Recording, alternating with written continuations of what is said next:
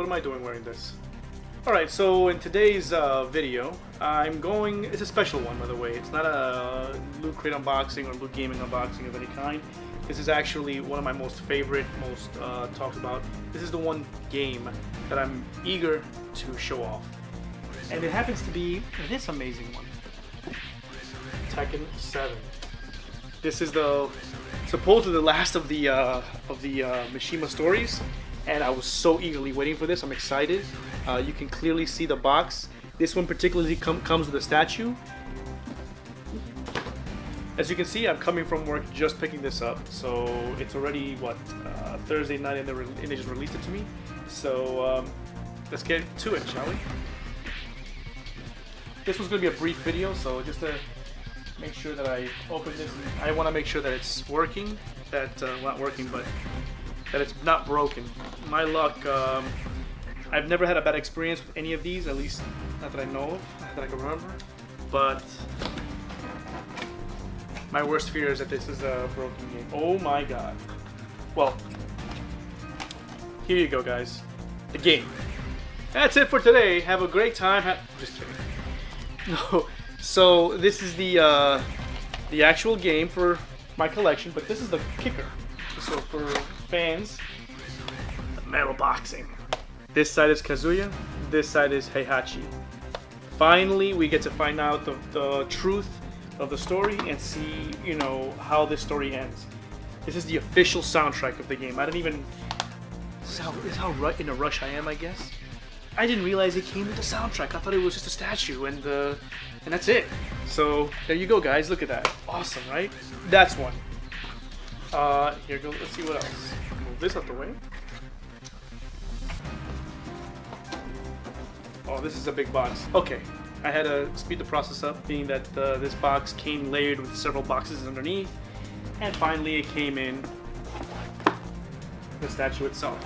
So let's see how this goes. Okay, so now I'm back. And here it is. This is the statue that I was eager to have in my collection.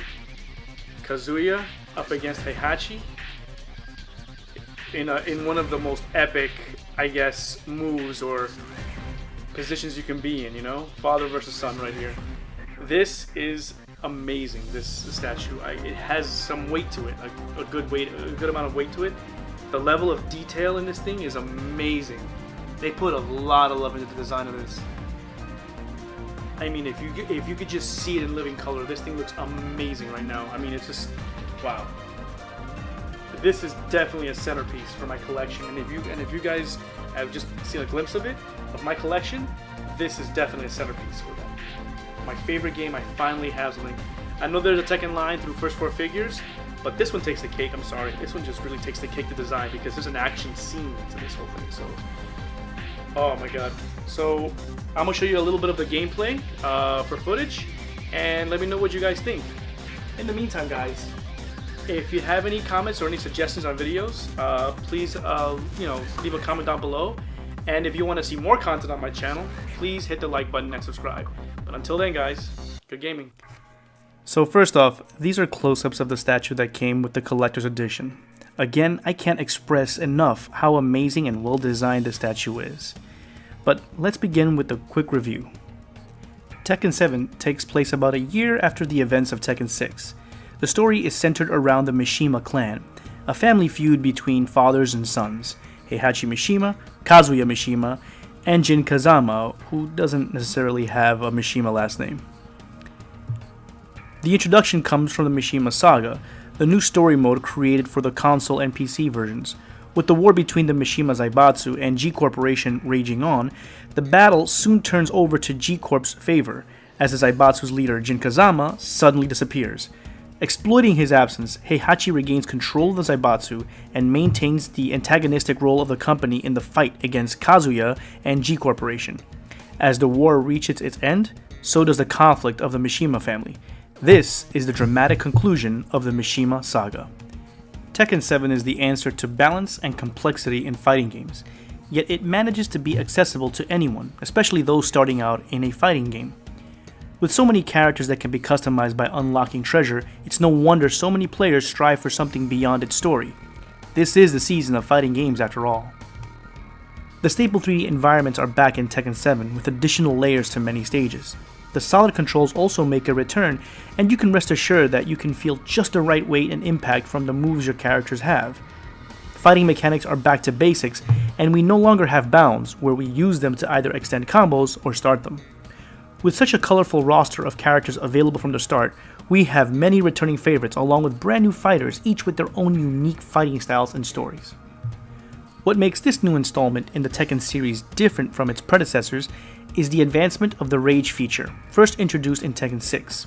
Your fighter would automatically enter Rage mode when their life bar hits critical, allowing them to do more damage and potentially winning them the match. Only now in Tekken 7, it's called Rage Arts, and this time it's manually triggered, giving you a super move, so to speak, that appears in a small cinematic move that delivers a deadly blow to your opponent.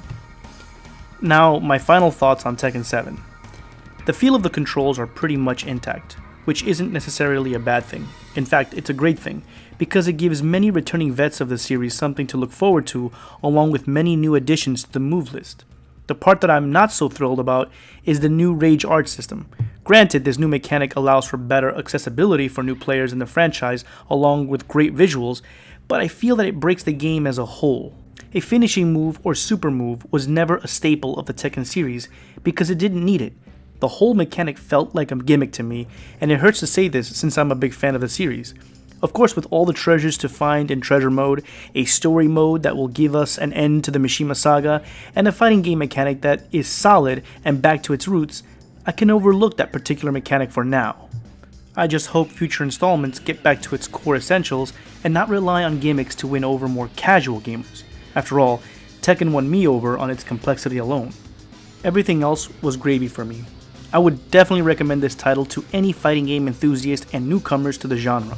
My rate for Tekken 7 is a 4 out of 5. It's visually stunning, running at 60 frames per second, tight controls, conclusive storytelling, and replay value help overlook any imperfections that may come its way. That's it for now for my review. Let me know what your thoughts are in the comments below. Until next time.